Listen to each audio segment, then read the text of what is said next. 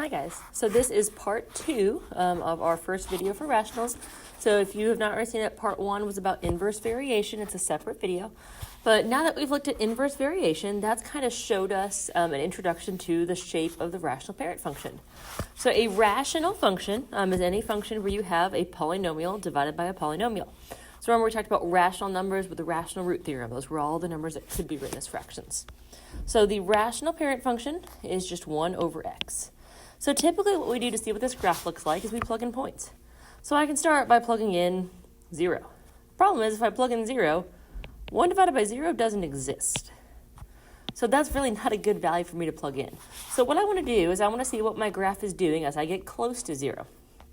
So let's start with 1. Well, 1 divided by 1 is 1. All right, let's get closer to 0. So if here's 1, closer to 0 will be something over here. Let's try 0.1. So 1 divided by 0.1, that's 1 divided by 1/10. So 1 divided by 0.1 is 10. All right, well now let's try a little bit closer. Let's try, I'm going to leave a little bit of space here, 0.01.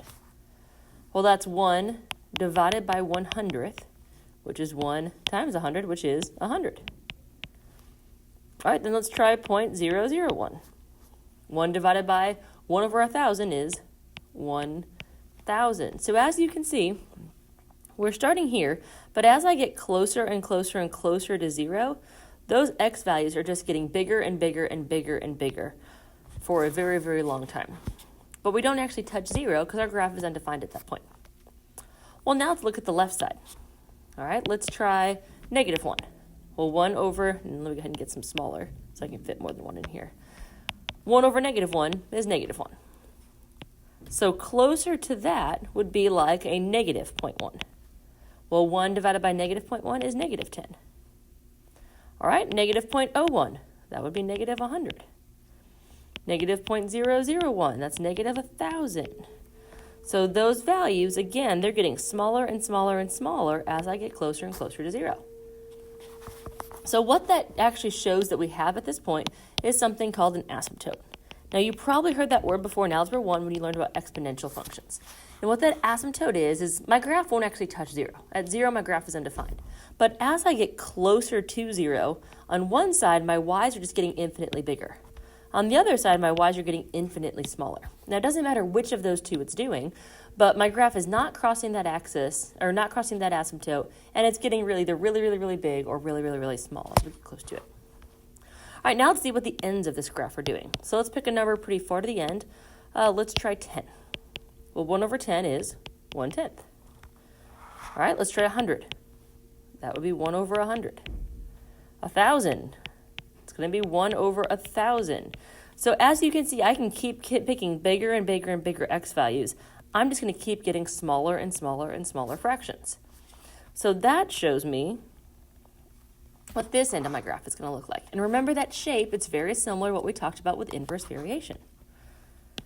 All right, so now let's look at the far left side. -10, -100, -1,000. So again, those x's are getting smaller and smaller and smaller. As my x's get smaller and smaller and smaller, those y's are getting closer and closer and closer to 0. Now, it's coming from opposite sides of 0, but that doesn't matter. Both sides are getting closer and closer to 0. So what that means at 0 is that we have another asymptote. This one is a horizontal asymptote. So the rational parent function, the biggest characteristic it has are those two asymptotes. There is a vertical asymptote at x equals 0, and there's a horizontal asymptote at y equals 0. All right, let's go ahead and fill in our vocab. A little bit different this time. So domain, the farthest left x value is -infinity. That keeps going until 0. It doesn't actually touch 0, so we use a parenthesis. Then it picks right back up as close to 0 as we can get, and then keeps going to infinity. Our range, bottom to top, -infinity to 0 with a parenthesis, picks back up at 0, keeps going to infinity. All right, let's look at increasing and decreasing. So looking at the first section of this graph. So that section of my graph, as my x's get larger, my y's are getting smaller. So that graph is decreasing from -infinity to 0. We'll look at the next section. that graph is also decreasing in that section. So this graph is decreasing everywhere. It's not increasing anywhere. This graph is positive, so it's above the y-axis from 0 to infinity. It's negative from negative infinity to 0. This does have origin symmetry. We can reflect it over the x and y to end up with the same thing. That means it's an odd function. Asymptotes we just talked about, there's a vertical asymptote at x equals 0 and a horizontal asymptote at y equals 0.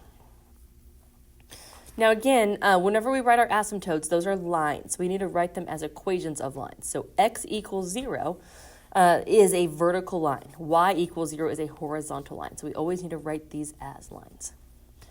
M behavior is going to look a little bit different. So as x approaches negative infinity, as our x's get smaller and smaller and smaller, those y's are getting closer and closer and closer to 0. They don't actually touch 0, but they get closer and closer and closer to it. Then we look at the right side.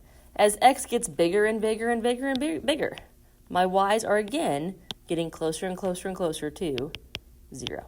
Now, it doesn't matter that one's on the top and one's on the bottom. It just matters that we're getting closer to that y value. All right, so what we're going to do now is we're just going to look at some basic rational parent function transformations.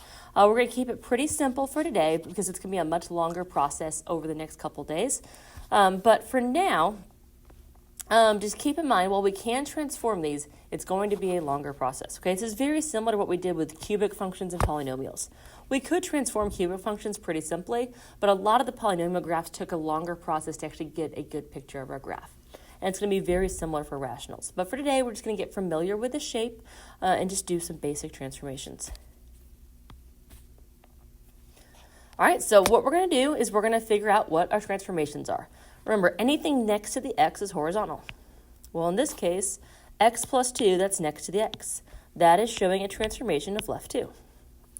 Now, if I take my rational parent function and I shift it left 2, I don't just shift those curves left 2, I also shift that vertical asymptote left 2.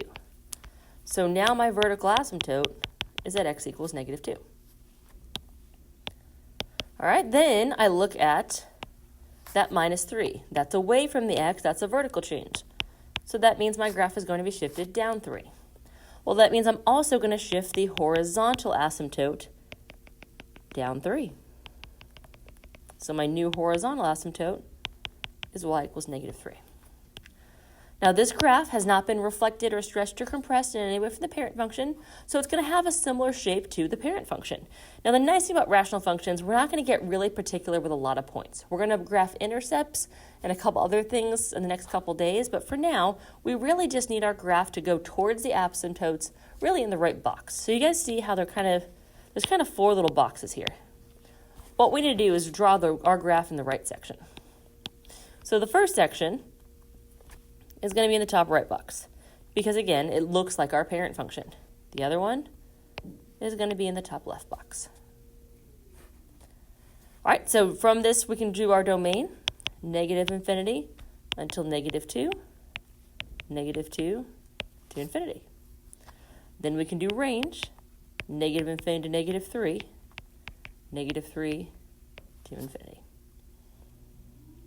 Then our end behavior. As x approaches negative infinity, y is approaching negative 3. As x is approaching positive infinity, y is approaching also negative 3. So again, as those x's get smaller and smaller and smaller and bigger and bigger and bigger, those y's are getting closer to that horizontal asymptote. All right, let's try the next one. So again, next to the x is the minus 4. So that means this graph has gone right 4. That means the vertical asymptote has gone right 4. All right, this graph has gone up 2. That means the horizontal asymptote has gone up 2. And this graph also has that negative out in front. So that is a reflection over the x-axis. Now, a reflection over the x and a reflection over the y are going to look the same. But it would specifically be a reflection over the y if you saw it there next to that x at the bottom. But again, if it was written there, we would need to factor it out, so keep that in mind. But this one, it's written out in front of the entire fraction. All right, so that is a reflection over the x. So that means when I sketch my graph, Instead of being in the top right box, I'm going to be in the bottom right box. And instead of being bottom left, I'm going to reflect to the top left. All right, my asymptotes, like I said, we moved. So right 4, my new vertical asymptote is x equals 4. We went up 2, so my new horizontal asymptote is y equals 2. Domain, negative infinity to 4, 4 to infinity. Range, negative infinity to 2, 2 to infinity. And then an end behavior as x approaches negative infinity and as x approaches positive infinity. Both are approaching that horizontal asymptote, which has a y value of 2. All right, so the last thing we're going to do is just look at kind of some of the weirder transformations. We're not going to graph these because you honestly will not see rational functions that look like this. I just want to make sure you guys are able to identify the difference between our vertical and horizontal stretches and compressions. So there's a number up here. That's your vertical stretch or compression. All right, so this has a vertical compression and a reflection over the x. Now, like I said, you really are not going to see a rational function that really looks like this. And even if you did, you could rewrite it differently and show the transformations in a different way. What we do with some of these transformations later on is going to look very different. But again, we just want to identify, hey, if it's next to the x, it's horizontal. If it's away from the x, it's vertical. This graph has also gone right 3 and up 1. That means that the vertical asymptote would be x equals 3. The horizontal asymptote would be y equals 1. So our domain, without even graphing this, we know our domain is not going to include the vertical asymptote. Because think about this. If the vertical asymptote is the value that makes us divide by 0, and I can't divide by 0. Range would be negative infinity to 1 and 1 to infinity. Because that graph is going to be stretched, compressed, reflected, but it'll have this same basic shape still, where it's going towards that asymptote and doesn't touch it. Same thing for end behavior then. It's going to approach that horizontal asymptote, which is that 1. All right, then on B, again, you probably will not see very many rational functions that you graph that look like this, but that's just showing you that negative 1/2 would be a horizontal stretch. That negative out in front would be a reflection over the y. Now, in order to see that asymptote and that shift, we do need to factor out that value, and that won't be 2, that will now be 4. So this graph has gone left 4 and down 4. That means I'd have a vertical asymptote at negative 4 and a horizontal asymptote at negative 4. So that would be my domain. It would also be my range. And my end behavior, both sides would approach negative 4. Now again, like I said, over the next couple of days, we're going to spend a lot more time graphing these rational functions. And it's not going to be in this transformation form. We're going to see a lot more different things, a lot of different behaviors. I'm just going to see some very different graphs. But for now, today, really just refreshing on transformations and understanding what the parent function looks like.